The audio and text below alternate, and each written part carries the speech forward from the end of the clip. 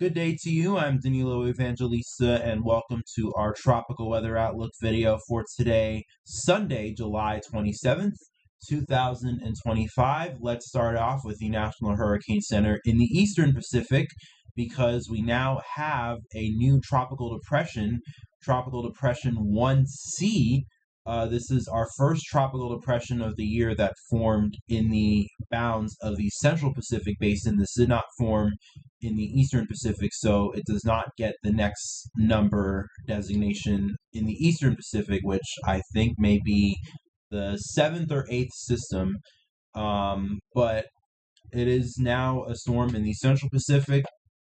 Latest National Hurricane Center information: 35 mile per hour are the maximum sustained winds right now. Minimum central pressure is 1,008 millibars, and it is located at 11.0 north, so right at 11 north, and 146.6 west. And this is moving west at 13 miles per hour. And then we have other stuff in the Eastern Pacific. All of the activity is going to be in the Eastern Pacific for the next few days right now. Absolutely nothing happening in the Atlantic, so I'm not even going to show you the tropical weather bulletin for that.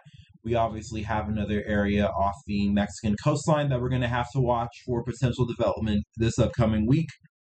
Right now, that has a 50% chance of development within the next 7 days.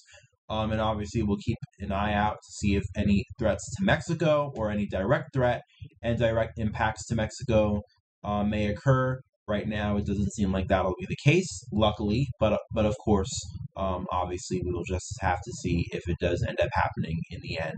Here's a satellite image, though, right now on Tropical Depression 1C in the Pacific, since this is pretty much the main topic of discussion right now in the Western Hemisphere. This really all there is to talk about right now. 1C, looking pretty nice. It definitely has a few nice bands in here.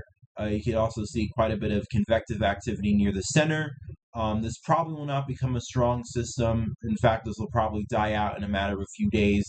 Definitely will not bring any impacts to Hawaii here. So those in the Big Islands you won't have to worry about at all. This is going to stay to the south, and it's definitely way south that it will not even bring impacts at all to Hawaii, not even maybe a few outer rain bands or anything like that. It's very much further south in the Central Pacific than Hawaii is, so this is going to stay away from Hawaii and just out to sea here. And I'll show you the National Hurricane Center track just to confirm that. Yeah, pretty much going to stay on a straight west, maybe slightly northwest trajectory here in the Pacific, and it'll probably strengthen into a tropical storm, but not beyond that.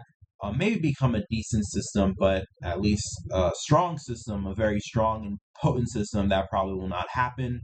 And by the time we get to the end of next week, by Thursday, and definitely by Friday, it looks like this thing will probably disintegrate and fall apart and eventually weaken, and then we won't have to talk about it anymore by the end of next week. Here's a satellite image of the Atlantic. And again, as I said before, all the activity right now is in the Eastern Pacific. There's nothing of note to talk about in the Atlantic at all.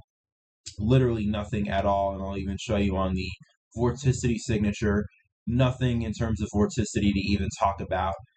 We have, maybe just going back to the satellite imagery, there are a few interesting waves that are here in the Atlantic right now, especially this wave that's off the coast of Africa that's maybe just emerging right now. There are still some model signals, and I'll show you the Euro in just a little bit, but the Euro ensemble is still trying to show that there will be some sort of aggressive wave in the Western MDR and in the Western Atlantic here as we head into next week and into the beginning of next month, that we might need to watch for development. But at least in terms of anything trying to develop right now within the immediate few days, absolutely nothing. And just on the vorticity signature, once again, you could also see nothing of note at all. Just a bunch of these random pieces of vorticity here throughout the MDR and throughout the Atlantic as well. Probably associated with tropical waves, but again, none of them are expected to develop at this exact current moment. Here's a satellite, not a satellite, but a actual look at the sea surface temperatures across the Atlantic, and they are very warm. So if there will be anything that does try to develop in the future, it'll probably have more than enough in terms of warmth for development, especially here in the Western Atlantic. And this is very interesting. Just off the southeast coast and also just south of Bermuda, 28 and even some 29 degrees Celsius sea surface temperatures. Boy, is it warm, and it's been warm, especially off the southeast coast and right near Bermuda for pretty much the entire hurricane season, and it still remains that way.